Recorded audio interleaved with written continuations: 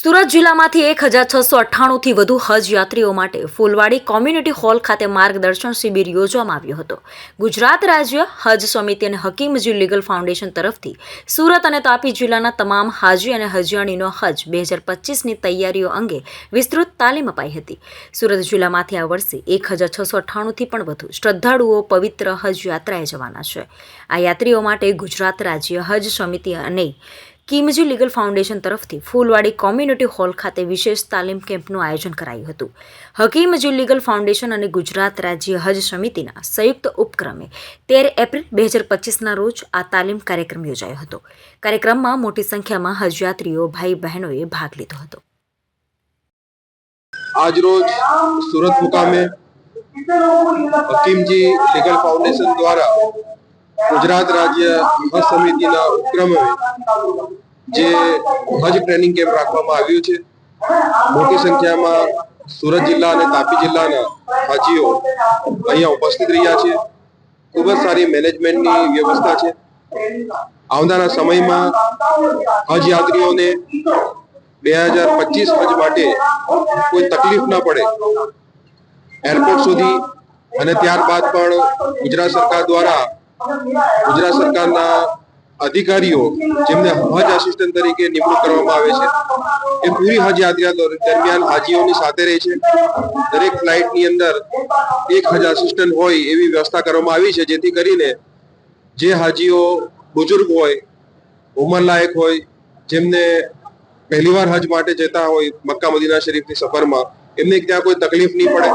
ત્યાં રહેઠાણ માટે અને એમના તમામ અરકાનો અદા કરવા માટેની સુવિધાઓ, એરપોર્ટ પરની તમામ સુવિધાઓ અમદાવાદ મ્યુનિસિપલ કોર્પોરેશન અને પોલીસ તંત્ર દ્વારા પણ ખૂબ સારી કામગીરી કરવામાં આવે છે. એ માટે હું ગુજરાત સરકાર હજ સમિતિને ખૂબ ખૂબ મુબારકબાદ અને શુભકામનાઓ પાઠવું છું. અને આજે ખૂબ જ સફળ આયોજન ઝહીર હકીમજી દ્વારા કરવામાં આવ્યું છે. એના માટે એમની અને એમની સમગ્ર ટીમને હું ખૂબ ખૂબ શુભકામનાઓ પાઠવું છું. આ સમયે મહેબૂબભાઈ રાજગડિયા અને મોટી સંખ્યામાં મુસ્લિમ સમાજના આગેવાનો પણ ઉપસ્થિત રહ્યા, આલિમો અને વિદ્વાનો પણ ઉપસ્થિત રહ્યા અને હાજીઓને અત્યારે માર્ગદર્શન આપવામાં આવી રહ્યું છે. આવનારા 2025માં કોઈ પણ પ્રકારની દિક્કત ન પડે અને તે છતાં પણ કોઈ હજયાત્રીને કોઈ પ્રકારની તકલીફ હોય, કોઈ માહિતી જાણવી હોય તો ઝહીરભાઈ 24 કલાક એમના માટે હાજર રહે છે. ગુજરાત રાજ્યની જે સૌપ્રથમ હજ સમિતિ 2011માં નરેન્દ્ર મોદી સાહેબ દ્વારા જે તત્કાલીન મુખ્યમંત્રી હતા બનાવવામાં આવી હતી, એમાં પહેલા હજ સમિતિના ચેરમેન તરીકે મારી નિમણૂક થઈ હતી. તે સમયે માત્ર એક જ હજ આસિસ્ટન્ટ હાજીઓની સેવામાં જતા હતા.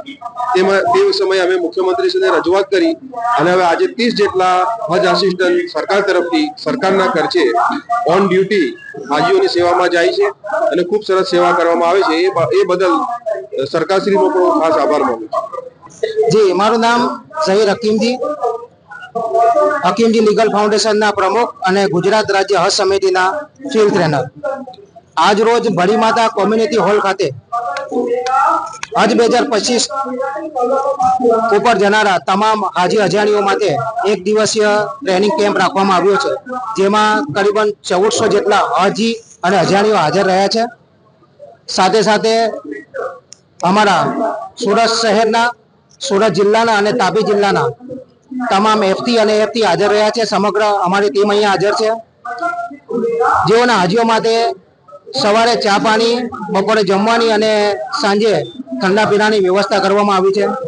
એક દિવસ ટ્રેનિંગ કેમ્પના અંદર હજ ઉપર જનારા હાજીઓ અને અજાણીઓને મક્કા મદીનામાં ઝિયારત કઈ રીતે કરવી, સાધન સામગ્રી શું લઈ જવી, પ્રોટોકોલ શું છે તેને કઈ રીતે પાલન કરવું, ત્યાં મિસ થઈ જાય કઈ રીતે, ત્યાં કોને કોન્ટેક્ટ કરવો, ત્યાં કંઈક તમારા સાથે બનાવ બને તો કોને તમારી ફરિયાદ નોંધાવી, તે તમામ માહિતી આજરોજ એક દિવસે ટ્રેનિંગમાં આપવામાં આવી છે.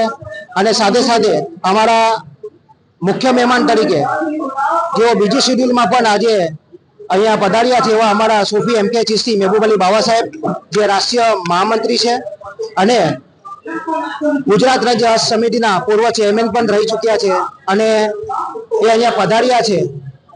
તેઓનો ખૂબ ખૂબ આભાર માનું છું. અને સાથે સાથે આ એક દિવસ ટ્રેનિંગ કેમ્પમાં તમામ હાજી અજાણીઓનો પણ હું ખૂબ ખૂબ આભાર માનું છું કે ભાઈ તેઓ લોકો અહીંયા પોતાનો કિંમતી સમય કાઢીને અહીંયા પધાર્યા છે અને આ એક દિવસ ટ્રેનિંગ કેમ્પમાં ભાગ લીધો અને જે શીખવાનું મળ્યું એ શીખીને એમની હજ આસાન થાય અને એમને કોઈ તકલીફ ના પડે એ બાબતોનું ખાસ ધ્યાન રાખી અને હું એ લોકોને અલ્લાહથી દુઆ કરું છું કે લોકોની હજ આસાન થાય અને જે હજ માટે જાય છે એ સમગ્ર એ લોકોના અરકાન પૂરા થાય એવા સાથે તમામની દુઆ કરું છું.